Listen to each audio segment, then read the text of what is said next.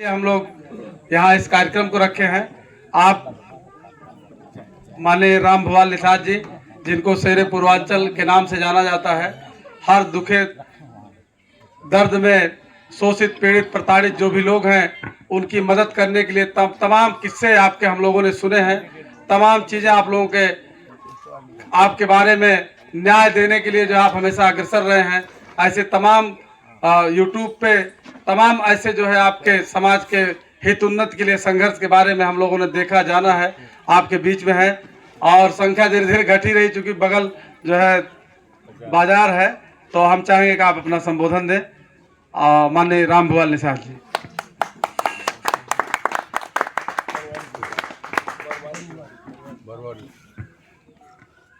बरवारीपुर ग्राम सभा में इस नुक्कड़ सभा की अध्यक्षता करते हुए सम्मानित अध्यक्ष रघुवीर यादव जी, इस कार्यक्रम के मुख्य अतिथि रहे सम्मानित पूर्व एमएलसी रामवीर जी, इस विधानसभा से सम्मानित विधायक रहे भगेलू राम जी, विधानसभा अध्यक्ष सम्मानित रज्जू यादव जी, जिला अध्यक्ष महिला सभा शारदा देवी जी, इस कार्यक्रम के आयोजक गुरु प्रसाद निषाद जी, मोस्ट के अब भी कार्यकर्ता आईटी मैनेजर इस मोस्ट संस्थान के आयोजक सम्मानित राम सजीवन निषाद जी, गुल्लू भाई मोछ वाले, जिन्होंने सैर और कह के तो सबको अवगत कराया, लेकिन हमको सैर नहीं कहने आता है, तो इसलिए उनका जवाब नहीं दे पाएंगे, वो हमसे बड़े हैं इस मामले में। सम्मानित जगदीश सिंह जी, कांग्रेस के किसान मोर्चा के प्रदेश अध्यक्ष, सम्मानित श्यामलाल जी, मोस्ट संस्था के चेयरमैन, देवता दीन निषाद जी जो हमारे साथ इस समय 24 घंटा चल रहे हैं, श्री राम उजागिर निषाद जी, छोटे लाल निषाद जी पूर्व जिला पंचायत सदस्य, आनंद निषाद जी, वकील साहब जेपी निषाद जी, और इस ग्राम सभा के सम्मानित गण माता प्रसाद निषाद जी, रामलौट निषाद जी, भगवती प्रसाद जी पूर्व प्रधान, महेंद्र निषाद जी, रामनयन निषाद जी बीडीसी, मगन निषाद जी, मुनेश्वर निषाद जी, साईं निषाद जी, शिवपाल निषाद जी, विवेक कुमार बौद्ध जी, रीता देवी निषाद ग्राम प्रधान बरुआ उत्तरी, और सामने बैठे हुए सभी सम्मानित बड़े बुजुर्ग, नौजवान साथियों, माताओं बहनों, जैसा कि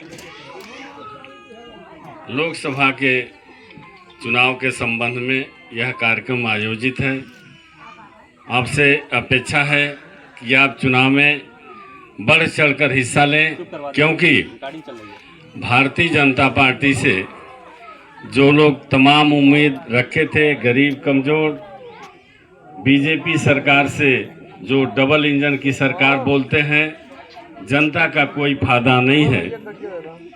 इस गवर्नमेंट से सब ये केंद्र में और प्रदेश में दोनों जगह सरकार है।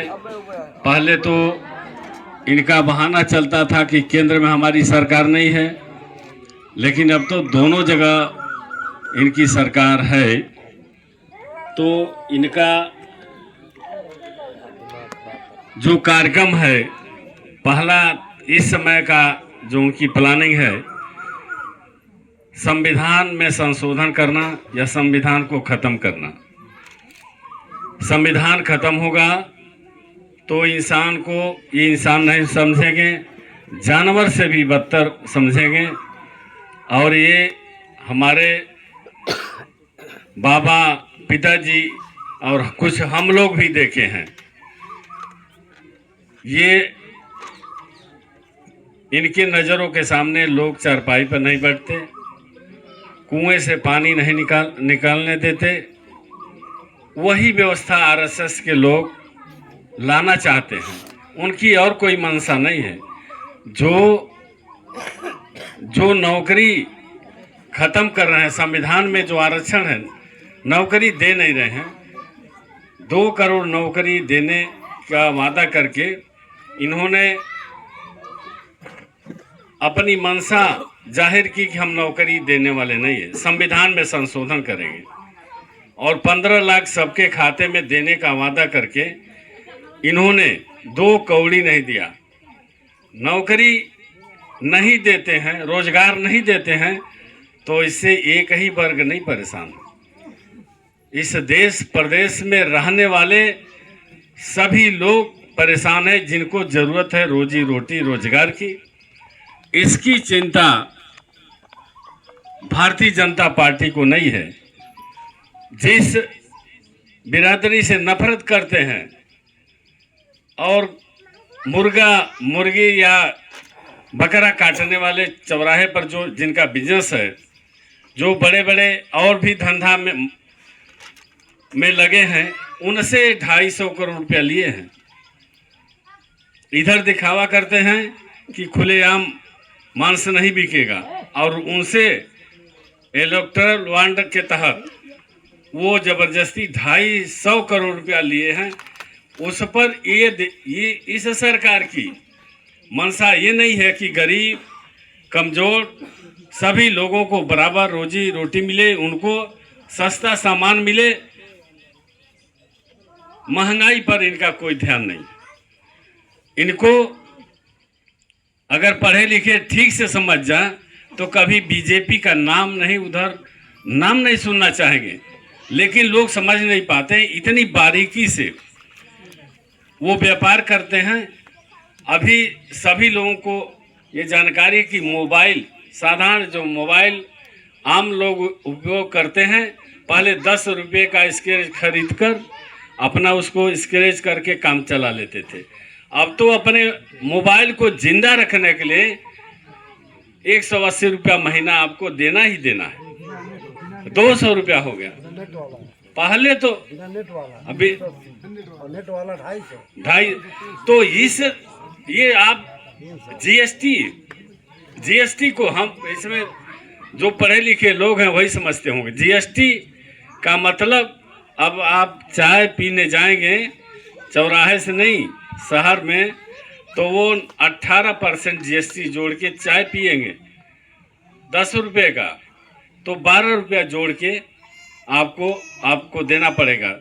9% केंद्र सरकार का, 9% प्रदेश सरकार का, उसका कोई मतलब। लेकिन आपसे वो टैक्स लिया जा रहा है, आप समझते नहीं। आप साबुन खरीदेंगे, सर्फ खरीदेंगे, हर चीज़ पर, यहाँ तक विदेश अगर जाना चाहते हैं, हवाई जहाज टिकट खरीदेंगे तभी जीएसटी लगेगा। इस चीज़ को नहीं समझ रहे हैं लोग, और ये सारा चीज़ आम आदमी को झेलना पड़ता है। कोलगेट खरीदेंगे तभी जीएसटी लगेगा। तो इसलिए हम आप लोगों से कहना चाहिए, बीजेपी को समझने की क्या दी है। बीजेपी ने तो वादा किया था कि 15 लाख देंगे, सबके खाते में जाएगा, काला धन लाएंगे सबको, और खाता भी खुलवा दिए। तो लोगों को विश्वास हो गया कि अब खाता होता खुल गया, 15 लाख आ जाएगा तो हमारी गरीबी दूर हो जाएगी। लेकिन वो चैप्टर अब छोड़ दिए। 2014 के चुनाव में तो ये वादा किए थे, लेकिन 15 लाख देंगे, 15 लाख न देकर 5 किलो गेहूं चावल पर आ गए। तो क्या पता कुछ दिन बाद कहेंगे अब कटोरा पकड़िए, इस पुल पर बैठ के भीख मांगिए। नौकरी नहीं देंगे।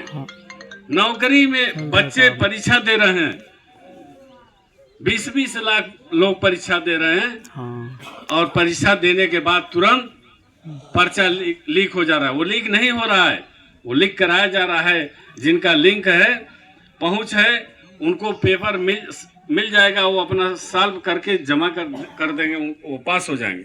अब बहुत पढ़े जो लड़के पढ़े हैं उनको मौका नहीं मिलेगा। ये जानबूझकर साजिश है। जितनी भी भर्तियां निकली हैं सारे पेपर लीक हुए हैं, तो आखिर में कैसे पढ़ाई लिखाई कराकर अपने बच्चों को क्या करेंगे?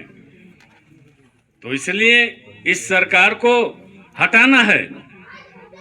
जब संविधान खत्म करेंगे तो आपको किसी चीज का अधिकार नहीं मिलेगा, जो चाहे वो करें। और मोदी जी की गारंटी, अब एक नया भाषा, जैसे 15 लाख का था वैसे अब मोदी जी की गारंटी है। तो सभी माताएं बहनें बड़े बुजुर्ग सभी लोग जानते हैं कि किस चीज की गारंटी मोदी का दिया जाए। जब जिनसे उनकी शादी हुई अपने पत्नी की गारंटी नहीं ले पाए, तो आम लोगों की गारंटी का ले पाएंगे। तो वो सिर्फ एक बोली है, भाषा है कि ऐसा बात बोलिए कि उसमें उलझ जा लोग, जिसको समझ ना पावे।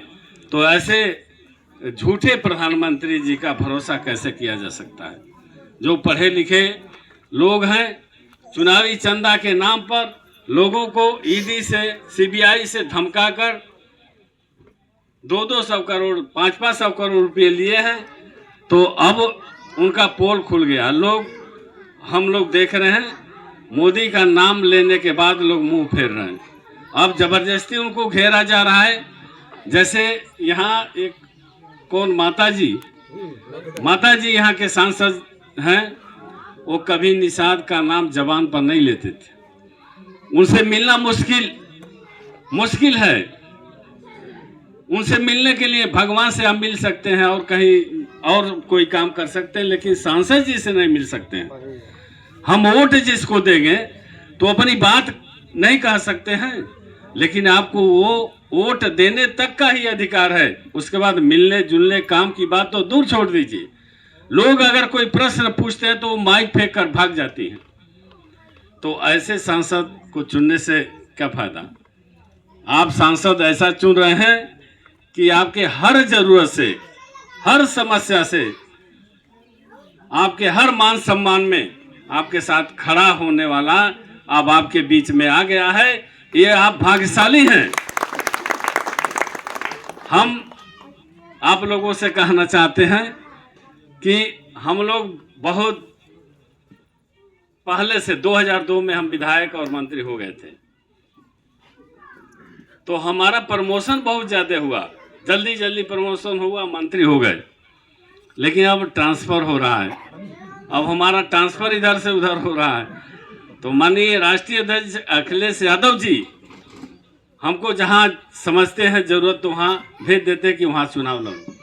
अब आपके यहाँ हम आए हैं तो हमारा ट्रांसफ़र आप लोग रोक देंगे, चुनाव जीत जाएंगे तो हो सकता है ट्रांसफ़र कर दे कहीं, लेकिन हम आपका जो प्यार मिल रहा है, मोहब्बत मिल रहा है, जो समर्थन मिल रहा है, हम समझते हैं कि हमारा जो पिछला कार्यकाल है, जो काम करने का तौर तरीका है, जिनके लिए हम पैदा हुए हैं, वो हमको सम्मान दे रहे हैं। मैं आपके बीच में वादा करता हूं कि आपके हर सुख दुख में साथ रहूंगा, और जो आपके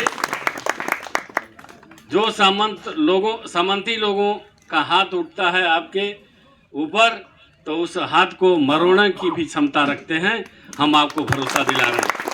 तो इसलिए आपकी जिम्मेवारी है कि नात रिश्तेदार जो भी आपके हैं, सभी लोगों से अपने नेटवर्क से संपर्क करके उनको बताने की ज़रूरत है। किसी गलतफहमी में आने की ज़रूरत नहीं है, क्योंकि 75 साल बाद मौका मिला है कि आपका बेटा, आपके भाई को मौका मिला है लोकसभा में भेजने का। आप भेजेंगे तो मुझे कर्ज देकर भेजेंगे, हम वापस करेंगे तो ब्याज सहित वापस करेंगे आपका। तो इसलिए मेरे बड़े बुजुर्ग नौजवान साथियों, आप लोगों की जिम्मेवारी है, बड़ा क्षेत्र है, हमारा कोशिश है कि हर गांव में, हर गली में पहुंच जाएं। अगर हम नहीं मिल पाते हैं तो हमारी बात जनता के बीच में रखिए। मैं आप लोगों से ये कहना चाहते हैं कि जो आप सोचते थे कि सुनते हैं कि रामभुआल निषाद ऐसा नेता है, तो उसमें ज़्यादातर बात सही है कि हम गरीब कमज़ोर के लिए मर मिटते हैं, उनके सम्मान पर कभी आँच नहीं आने देते हैं, न देंगे। इसी के साथ हम अपनी बात समाप्त करते हैं। और कुछ समस्या है, अभी थोड़ा सा रुक के, यहाँ की जो समस्या है, गोमती नगर पर पुल जहाँ भी आवश्यकता होगी, ये सब काम तो हम आधी तूफान की तरह से करते हैं। ये सब काम मैं आधी तूफान के तरह से करता हूँ और आपके मान सम्मान का बराबर ध्यान रखता हूँ। जैसे छोटेलाल भाई, हम जब मंत्री थे तो आप डाक बंगला में मिले थे, ये आपको व्यक्तिगत बता देंगे। शमशान घाट का जहाँ निर्माण होगा, इसके लिए पैसा आता है। सांसद को सांसद निधि बहुत मिलता है। ये सब काम तो जब आपका पैसा है तो आपके काम में लगेगा। ये नहीं कोई कि हम सांसद हो गए तो हमसे मिलना मुश्किल है। आपके लिए हर समय दरवाजे खुले रहेंगे, हमारा रहता ही है। प्राथमिक विद्यालय की जहां आवश्यकता होगी वहां बनेगा। हमको पता है कि सांसद का कोटा होता है, विधायक का कोटा होता है, तो जहां अगर आवश्यकता हम जानते हैं, ये पिछड़े बैकवर्ड गांवों में ये सुविधा नहीं मिलती है, क्योंकि वो प्रतिनिधि होते नहीं जो आपके शिक्षा पर ध्यान दे, विकास पर ध्यान दे। जब आपका अपना सांसद होगा तो काम जहां नहीं हुआ रहेगा वही न करेगा। तो ये सारी चीजें जनहित की, सड़क खड़ंजा और ये जहाँ निषाद बस्ती में जो जैसे रास्ता नहीं है, तो हम एक बात कह दें, एक विधायक को, एक सांसद को 5 करोड़ से अधिक निधि मिलता है, जो इस सड़क, स्कूल, पुल, पुलिया, नाली, खड़ंजा लगाने के लिए मिलता है। तो जैसा आप लोगों का सुझाव रहेगा वैसा काम होगा। लापरवाही कतई नहीं होगी। आपके मान सम्मान को ध्यान में रखते हुए सारा काम होगा। जय हिंद, जय भारत, जय समाजवाद।